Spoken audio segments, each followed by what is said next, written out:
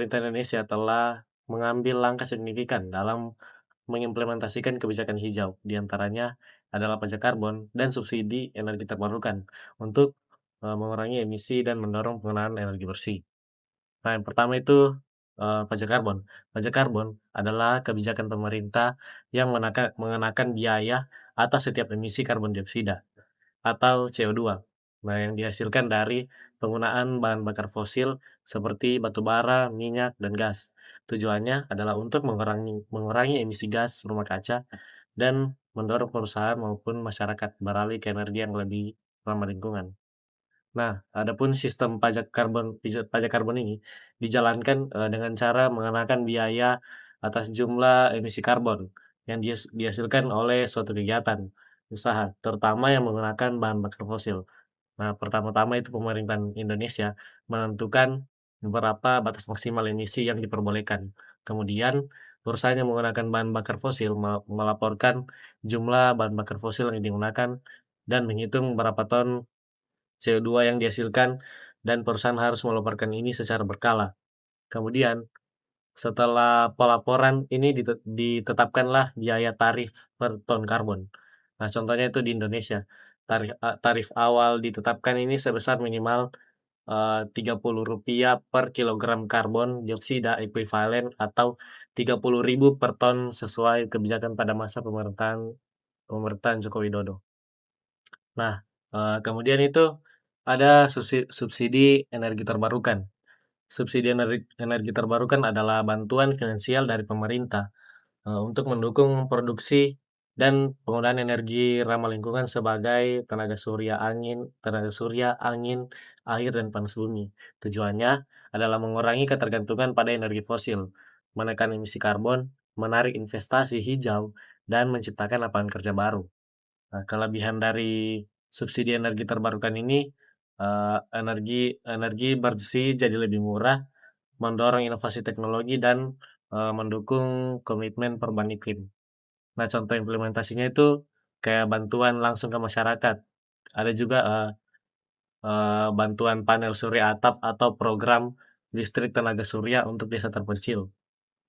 Nah, selanjutnya itu ada tantangan regulasi. Ini ada 2 yang dihadapi. Yang pertama itu korupsi. Nah, korupsi ini salah satu tantangan paling besar. Misalnya, dana subsidi yang seharusnya dipakai untuk bangun pembangkit listrik tenaga surya atau proyek energi bersih lainnya, bisa saja disalahgunakan atau tidak transparan dalam prosesnya. Kalau dana yang harusnya untuk mendukung energi terbarukan malah bocor, otomatis tujuan pemerintah ini juga untuk mengurangi emisi dan mendorong energi bersih jadi tidak maksimal. Nah, begitu juga dengan pajak karbon. Kalau pengawasannya lemah dan perusahaan tidak jujur dalam pelaporan dalam dalam melaporkan emisi, maka kebijakan itu jadi kurang efektif. Nah, yang kedua itu ada kurangnya sumber daya manusia. Nah, kebijakan kebijakan ini kan cukup teknis, jadi butuh tenaga ahli, butuh auditor, dan pengawas yang kompeten. Di beberapa daerah, SDM yang paham soal ini masih terbatas. Jadi akibatnya kebijakan yang sudah bagus di tingkat pusat, kadang implementasinya ini di daerah jadi kurang maksimal atau lambat. Sekian materi dari saya. Terima kasih. Jadi, salah satu kebijakan hijau yang diterapkan di Indonesia yaitu Low Carbon Development atau pembangunan rendah karbon. Secara sederhana, pembangunan rendah karbon ini adalah cara pembangunan yang tetap mendorong pertumbuhan ekonomi, tetapi mengurangi emisi gas rumah kaca yang dapat menyebabkan perubahan iklim. Jadi, pembangunan tetap berjalan, tetapi dilakukan dengan cara yang lebih ramah lingkungan. Contohnya bisa kita lihat pada beberapa program yang mulai dilakukan di Indonesia. Misalnya, pengembangan energi terbarukan, seperti pembangunan pembangkit listrik tenaga surya dan pembangkit listrik tenaga angin. Energi itu lebih ramah lingkungan dibandingkan batu bara karena tidak menghasilkan emisi karbon yang besar. Contoh lainnya adalah penggunaan kendaraan listrik yang mulai didorong oleh pemerintah. Nah, kendaraan listrik dianggap lebih ramah lingkungan karena tidak menghasilkan emisi gas buang seperti kendaraan bahan bakar lain seperti bensin ataupun solar. Selain itu, ada juga program reboisasi atau penanaman kembali hutan untuk menyerap karbon di udara dan menjaga keseimbangan lingkungan. Nah, melalui berbagai program tersebut, Indonesia berusaha tetap melakukan pembangunan ekonomi, tetapi dengan cara yang lebih berkelanjutan dan tidak merusak lingkungan. Selanjutnya, konsep pembangunan rendah karbon ini sebenarnya didasarkan pada beberapa prinsip dalam green economy, atau yang biasa kita sebut dengan ekonomi hijau. Nah, prinsip yang pertama adalah efisiensi dan kecukupan. Artinya, sumber daya alam digunakan secara efisien dan tidak berlebihan. Contohnya adalah penggunaan teknologi hemat energi di industri atau penggunaan lampu LED yang lebih hemat listrik dibandingkan lampu biasa. Nah, prinsip yang kedua adalah kesejahteraan dan keadilan sosial. Artinya, pembangunan harus memberikan manfaat bagi masyarakat luas. Contohnya seperti program pembangunan energi terbarukan di desa-desa terpencil, sehingga masyarakat yang sebelumnya tidak memiliki akses listrik sekarang bisa menikmati listrik. Selanjutnya, prinsip yang ketiga adalah batasan planet dan pengelolaan sumber daya alam. Ini berarti manusia harus sadar bahwa sumber daya alam itu sangat terbatas. Contohnya adalah pembatasan penebangan hutan secara liar dan pengelolaan hutan secara berkelanjutan. Nah, untuk prinsip yang terakhir yaitu tata kelola yang baik atau good governance. Nah, kebijakan lingkungan hanya bisa berhasil jika ada pengawasan dan kerjasama yang baik antara pemerintah, perusahaan, dan masyarakat. Contohnya adalah penerapan pajak karbon, yang dimana perusahaan yang menghasilkan emisi karbon tinggi akan dikenakan pajak agar mereka terdorong menggunakan teknologi yang lebih ramah lingkungan. Nah, dengan menerapkan prinsip-prinsip tadi, pembangunan tidak hanya berfokus pada keuntungan ekonomi saja, tetapi juga menjaga lingkungan dan kesejahteraan masyarakat.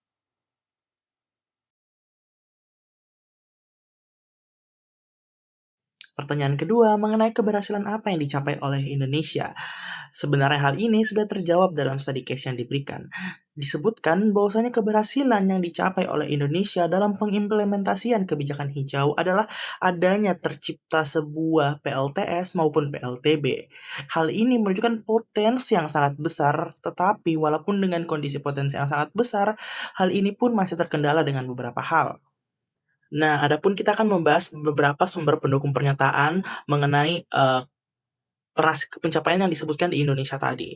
Nah, pertama kita mau membahas mengenai pendukung pernyataan mengenai potensi-potensi yang tinggi ada di Indonesia. Jadi sebenarnya potensi yang tinggi ini didasari atas landasan apa? Saya kutip dari sebuah platform China sembari saya bacakan sumbernya. Ini yang bernama Mao Chitong, yaitu platform layanan perusahaan yang dioperasikan oleh China, Council for the Promotion of International Trade, atau bisa dipanggil sebagai CCPIT. Nah, CCPIT ini menyebutkan dalam websitenya bahwasanya Indonesia ini memiliki perkembangan potensial yang tinggi di bidang energi terbarukan.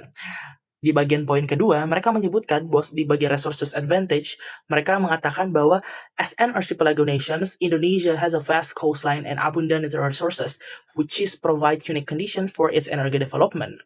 It is also said that Indonesian locations near the equator has extremely high solar radiation. So basically Indonesia sebagai negara kepulauan, Indonesia ini mempunyai sumber daya alam yang sangat melimpah, dan juga karena Indonesia ini sedang berada di lintas khatulistiwa ya, jadi solar high radiationnya sangat tinggi, atau kayak paparan radiasi suryanya sangat tinggi, makanya potensinya pun sangatlah besar.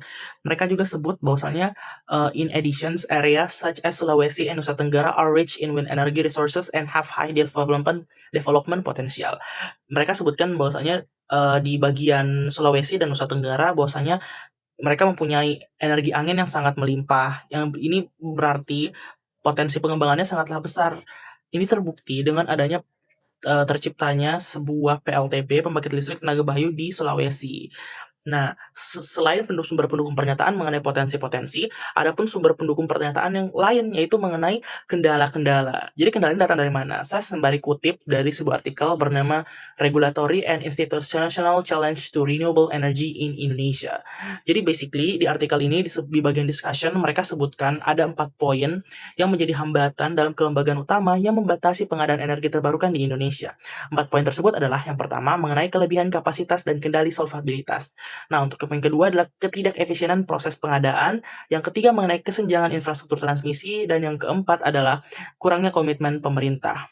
Nah, dari artikel ini kita tahu nih bahwasanya sebenarnya ada pun hambatan sebenarnya walaupun memang potensinya sangat gede, tapi juga disebut dari artikel tadi dan juga dari sumber kutipan mengenai potensi Indonesia tadi, ini menyimpulkan bahwasanya Indonesia sebenarnya mempunyai potensi yang sangat tinggi dan ini memungkinkan untuk membuat sebuah PLTS ataupun PLTB. Nah, ini terbukti dengan beberapa uh, pembuatan PLTS ataupun PLTB di beberapa daerah. Salah satunya yang saya kutip adalah dari PLTS terbesar di Sulawesi Selatan, yaitu di bagian Kabupaten Selayar. Sebagai konteks, Kabupaten Selayar ini kan mereka salah satu pulau terluar ya.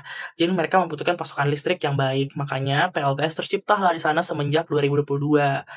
Nah, hingga sekarang hal ini masih beroperasi. Ataupun contoh lainnya adalah bisa uh, dari IKN yang seingatku dari berita yang saya baca, IKN sendiri adalah sudah di IKN sendiri diberikan beberapa pembangunan mengenai PLTS. Dan juga selain PLTS ada pun PLTB. PLTB sendiri ini teman-teman bisa lihat PLTB yang dimana ini dibangun di Sidrap. Nah, ini sudah dibangun cukup lama dan ini sebagai pembangkit listrik tenaga bayu pertama yang ada di Indonesia pada saat itu.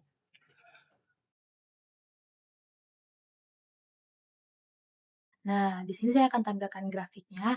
Bisa kita lihat dari grafik tersebut itu menggambarkan tingkat kerentanan beberapa sektor terhadap dampak perubahan iklim. Skala warna pada grafik itu menunjukkan tingkat resiko, mulai dari resiko yang lebih rendah hingga resiko yang lebih tinggi.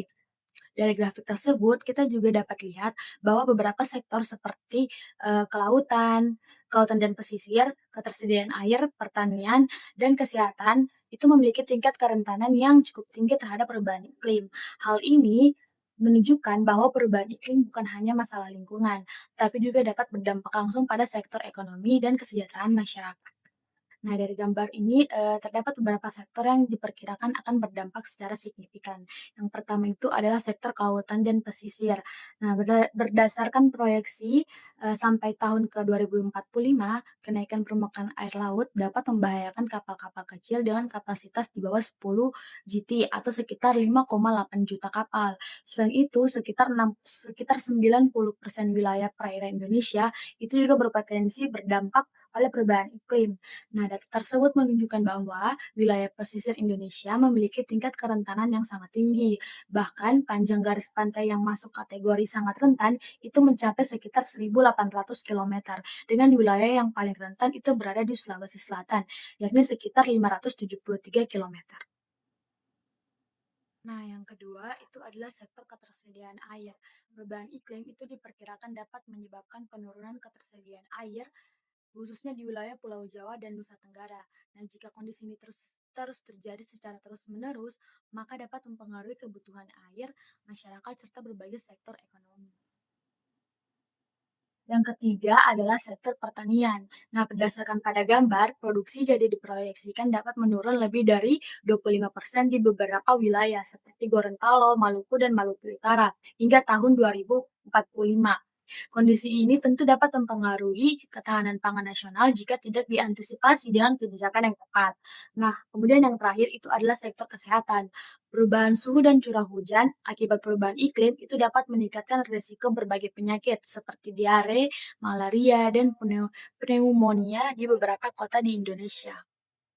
Berdasarkan data tersebut, tantangan utama yang dihadapi Indonesia itu sebenarnya adalah bagaimana mengurangi dampak perubahan iklim sambil tetap menjaga pembangunan ekonomi.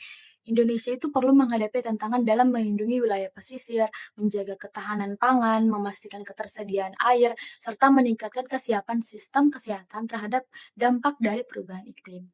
Sekian penjelasan dari saya. Terima kasih. Nah, baik, di sini saya akan menjelaskan materi berikut. Nah, banyaknya sebuah kebijakan lingkungan yang sangat bagus sudah dibuat oleh pemerintah. Aturannya lengkap, tujuannya juga jelas, bahkan didukung undang-undang. Tetapi di lapangan polusi tetap meningkat, emisi tetap tinggi, dan dampak lingkungan masih terjadi. Nah, pertanyaannya, kenapa kebijakan yang bagus itu bisa gagal? Nah, menurut kelompok kami, faktor yang paling menentukan keberhasilan atau kegagalan kebijakan hijau di Indonesia bukan hanya pada isi kebijakannya, tetapi pada penguatan tata kelola dan konsistensi implementasi di lintas sektor. Mengapa tata kelola dan implementasi sangat menentukan? Kelompok kami memilih faktor ini dikarenakan pada kenyataannya Indonesia sudah memiliki berbagai kebijakan hijau, seperti pajak karbon dalam Undang-Undang Harmonisasi Peraturan Perpajakan tahun 2021, subsidi energi terbarukan, serta program pembangunan rendah karbon. Namun, masalah utamanya bukan pada aturan, melainkan bagaimana aturan tersebut dijalankan. Nah, jika tata kelola lemah, maka beberapa masalah sering muncul, seperti korupsi dalam pengelolaan proyek lingkungan, pengawasan yang tidak konsisten, kurangnya koordinasi antara pemerintah pusat dan daerah, lemahnya penegakan hukum terhadap pelanggaran lingkungan. Akibatnya, kebijakan yang seharusnya berdampak besar justru hanya menjadi simbol regulasi tanpa implementasi nyatanya. Nah, baik, tujuan dari penguatan tata kelola. Nah, tujuan utama dari penguatan tata kelola yaitu memastikan bahwa setiap kebijakan lingkungan benar-benar dijalankan secara konsisten dan transparan.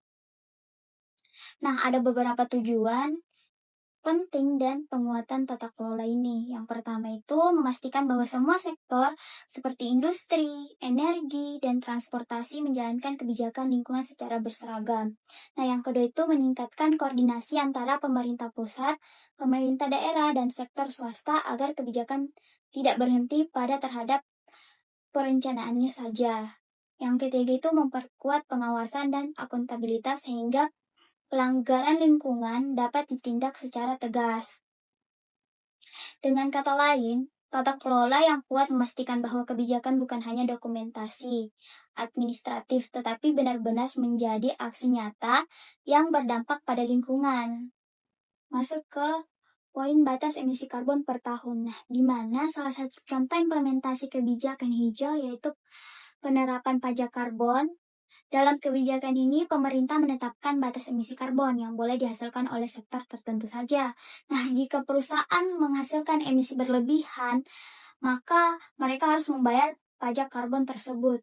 Nah, secara umum, target nasional Indonesia yaitu menurunkan emisi gas rumah kaca sekitar 31,89%. Nah, secara mandiri atau hingga 43% dengan dukungan internasional pada tahun 2030.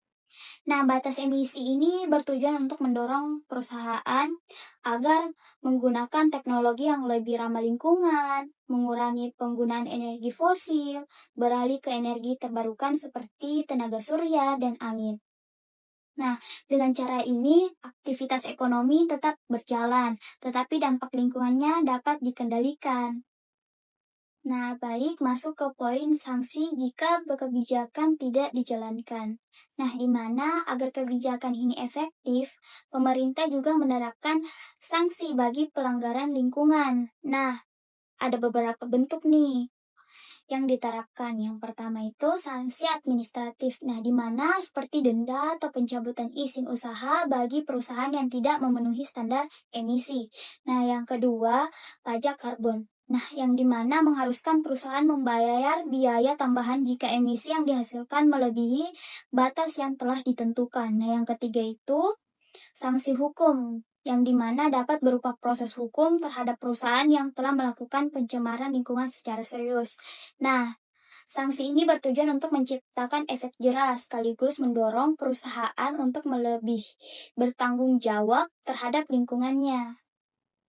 Nah, baik, masuk ke poin dampak kebijakan tata kelola kuat. Nah, jika tata kelola dan implementasi kebijakan berjalan dengan baik, maka dampak positif yang dapat terjadi yang pertama itu penurunan emisi gas rumah kaca secara signifikan.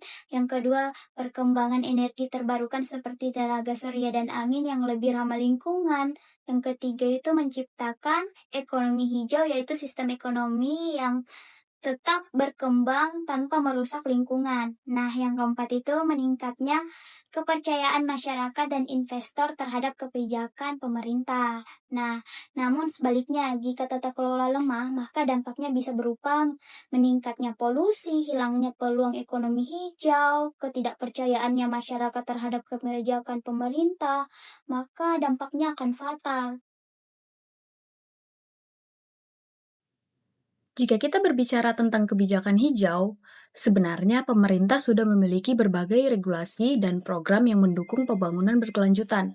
Namun, pertanyaannya adalah, apakah sebenarnya hambatan terbesar dalam implementasi kebijakan hijau di Indonesia? Apakah masalah pada regulasinya, pada pelaksanaannya, atau mungkin pada kesadaran masyarakat dan dunia industri? Ada beberapa faktor yang menjadi tantangan dalam penerapan kebijakan hijau di Indonesia. Yang pertama adalah lemahnya implementasi dan penegakan hukum.